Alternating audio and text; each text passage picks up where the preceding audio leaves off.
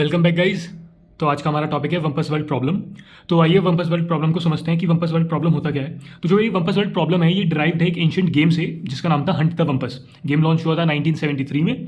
तो इसमें बेसिकली क्या होता है, एक केव होती है, ठीक है, जिसमें 16 रूम होते हैं जो कनेक्टेड होते हैं, इंटरकनेक्टेड, ठीक है। उसमें एक वंपस होता है। वंपस क्या होता है, वंपस बोल दो, राक्षस होता है, शैतान होता है, जो आपकी मर्जी आप वो बोल दो, ठीक है। और एक आपका एजेंट होता है जिसे जाके गोल्ड लेके आना होता है, उसका टारगेट होता है गोल्ड लाना, बिना किसी गड्ढे में गिरे या वंपस से खाए जाने पे, है ना। ठीक है, इसमें गड्ढे भी होते हैं, पिट्स, ठीक है। तो ये इसका थ्योरेटिकल पार्ट है। इसका थ्योरेटिकल पार्ट आपको डिस्क्रिप्शन में मिल जाएगा। तो वैसे देख लेते हैं क्या है कि 16 केव होती हैं। गोल होता है कि टू फाइंड द गोल्ड, ठीक है, without being falling into the pit और ईटन बाय द वंपस। और वंपस को आप शूट कर सकते हो, आपके पास एक एरो होता है, सिर्फ एक ही होता है, उससे आप वंपस को मार सकते हो, ठीक है। इसके कोई फीचर्स देख लेते हैं कि इसके फीचर्स क्या होते हैं। तो इसके जो थोड़े बहुत फीचर हैं वो फीचर देख लो कि एक स्टेंच होता है। स्टेंच क्या होता है, मीन्स स्मेल, ठीक है। वंपस से ना स्मेल आती है, तो ये स्टेंच है। इसके आगे का मैं भी बताऊंगा। ब्रीज, जहाँ भी पिट होगा उसके हॉरिजॉन्टली और वर्टिकली, मीन्स हॉरिजॉन्टली और वर्टिकली ब्रीज चलेगी, ठीक है। ऐसे ही स्टेंच था। स्टेंच कब होती है, जहाँ वंपस होता है उसके हॉरिजॉन्टली और वर्टिकली, ठीक है। ग्लिटर, जो गोल्ड है, जो आपका जो एजेंट है वो गोल्ड की स्मेल को सेंस कर सकता है, ठीक है। स्क्रीम, जो आपके पास एरो था, जब उससे आप मारोगे वंपस को तो वंपस स्क्रीम करेगा मरते मरते, ठीक है, कि पानी पानी, अंकल जी पानी पिला दीजिए, ठीक है। तो देखते हैं कि गेम क्या है। गेम एंड कब होता है, गेम एंड तब होता है जब आप या तो गोल्ड ले लेते हैं या आप मर जाते हैं या आप गड्ढे में गिर जाते हैं, क्योंकि जो वो गड्ढा है वो गड्ढा नहीं है, वो खाई है, ठीक है। उसका कोई बेसलेस, ठीक है, जो पिट है वो बेसलेस है, बॉटमलेस है, ठीक है। और जैसे 4x4 की ग्रिड होती है जिसमें जो आपकी स्टार्टिंग पोजीशन होती है वो 1x1 होती है, ठीक है। और जो, हाँ इंपॉर्टेंट बात, जो एजेंट है वो क्या कर सकता है, वो हॉरिजॉन्टली और वर्टिकली ही मूव कर सकता है, ठीक है, डायगनली मूव नहीं कर सकता। यहाँ तक का आपको इसके पीछे तक का सब डिस्क्रिप्शन में मिल जाएगा, आगे का आपको यहाँ से नोट ही करना पड़ेगा, तो समझ लो ध्यान से, ठीक है। अवार्ड और पनिशमेंट। अवार्ड और पनिशमेंट क्या है, 100 पॉइंट मिलते हैं अगर एजेंट गोल्ड लेके बाहर आ जाता है, ठीक है। और जैसे वो एक एक स्टेप चलेगा उसका एक एक पॉइंट कम होता रहेगा, ठीक है। वो एक एरो यूज़ करेगा अगर वंपस को मारने के लिए, तो उसके -10 पॉइंट हो जाएंगे। अगर वो मर गया तो उसके -200 पॉइंट हो जाएंगे, ठीक है। अब आते हैं पीस। अगर इससे पिछली वाली यूनिट में आपने पढ़ा हो कि पीस क्या होते हैं तो आपको पता होगा कि पीस क्या है, और अगर नहीं पता तो मैं आपको दूसरी वीडियो में समझा दूंगा, डू कमेंट डाउन, ठीक है। वैसे इसमें पीस का क्या काम है और इसमें पीस क्या कर रहे हैं वो मैं अभी समझाता हूँ आपको, ठीक है। पीस होते हैं हमारे एक परफॉर्मेंस मेजर, एनवायरमेंट और एक्चुएटर और सेंसर।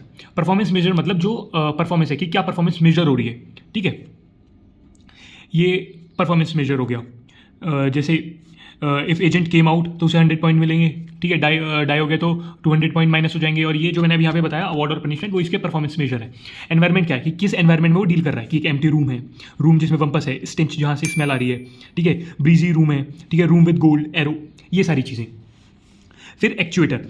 एक्चुएटर क्या होते हैं, एक्चुएटर वो होता है कि मान लो जो आपका एजेंट है वो एजेंट क्या क्या चीज़ें यूज़ कर रहा है। जैसे मोटर है, लेफ्ट राइट मूव करने के लिए ना, अप डाउन मूव करने के लिए। रोबोटिक आर्म होगी कि गोल्ड को ग्रैब करने के लिए, और रोबोटिक मैकेनिज्म होगा कि एरो को शूट करने के लिए।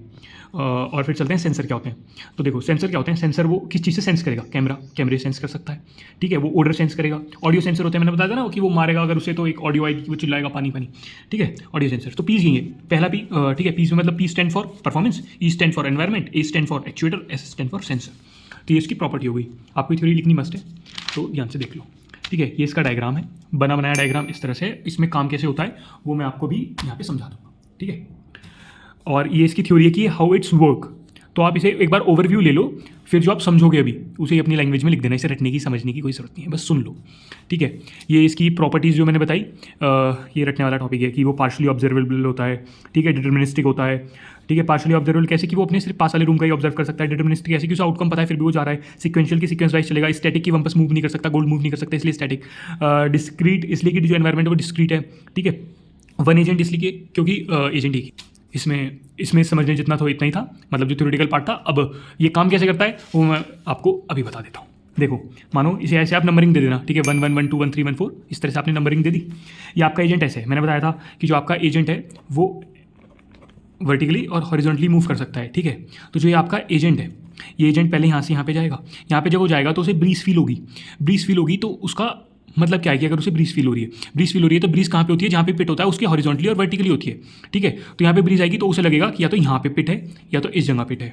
तो वो क्या करेगा, वो एक जगह मतलब यहाँ से वापस आ जाएगा, पीछे तो हो नहीं सकती, ठीक है, पीछे तो वो आया था, ठीक है। तो यहाँ वापस आ जाएगा और ये उसकी मेमोरी में फीड हो गया कि यहाँ पे ऐसे ब्रीज आ रही थी, ठीक है। अब वो यहाँ से अप जाएगा क्योंकि उसके पास दो ही चॉइस थी, कोने में था ना, तो दो ही चॉइस थी जाने की। अब वो अप मूव करेगा, यहाँ पे उसे स्टिंच आएगी, तो उसका मतलब उसे क्या लगेगा कि यहाँ पे स्मेल आ रही है, इसका मतलब जो वंपस है वो तो या ऊपर हो सकता है या तो यहाँ पे हो सकता है। अब यहाँ पे वंपस नहीं होगा, उसे कैसे पता लगा यहाँ वंपस क्यों नहीं होगा, क्योंकि वो अभी यहाँ पे गया था, ठीक है, नीचे गया था अभी वो। तो उसे यहाँ पे अगर यहाँ पे वंपस होता तो नीचे क्या होता, नीचे स्टिंच आती ना कि ब्रीज आती, ठीक है, समझ गए। तो यहाँ पे वंपस तो नहीं है, लेकिन यहाँ पे पिट है क्या। अब उसके मन में डाउट आएगा कि यार यहाँ कहीं पिट तो नहीं है, तो यहाँ पिट क्यों नहीं होगा, क्योंकि अगर यहाँ पे पिट होता तो इस जगह पे जहाँ पे उसे स्टेंच आ रही है, ठीक है, वहाँ पे ब्रीज भी आती।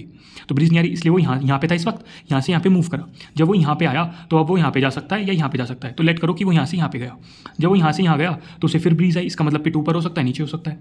वो बैक आया, अब वो ऊपर गया तो उसे गोल्ड मिल गया। जब उसे गोल्ड मिल गया तो उसके जाने का पाथ क्या था, ठीक है, ऐसे करके ऐसे वो चला गया, वो सेम पाथ पे वापस आ जाएगा, सेम पाथ, क्योंकि उसे गोल्ड लेके वापस भी अपनी स्टार्टिंग पॉइंट पे आना होता है।